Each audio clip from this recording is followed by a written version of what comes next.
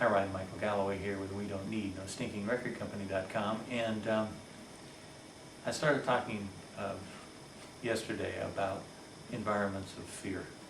And if I can do this without a visual aid, if you get a chance, go out and see if you can find a triangle, with the point on the top and the base like this, out there on the internet for Maslow's hierarchy of needs. And Mazlow was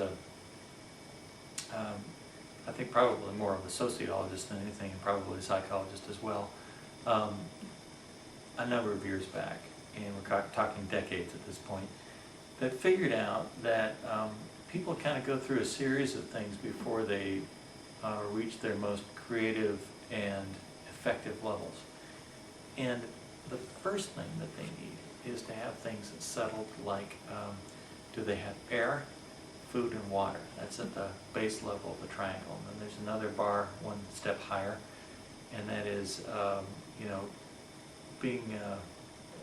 having security that those things are going to continue to exist. And once you get those settled, you know that you've got them and they're going to stay there. Then the next level of concern is whether or not you're recognized in a group, you may be part of a family. And it moves on up to when you get a number of things settled, you finally reach the pinnacle. And the pinnacle, the very top, is something called self-actualization, and is perhaps the most creative place to be. But as long as there are threats to those lower levels of having things like your basic needs met and shelter and being part of a family and recognized in a group, without those things being taken care of, it saps off a whole lot of energy from your creative pinnacle. And so that's something to think about.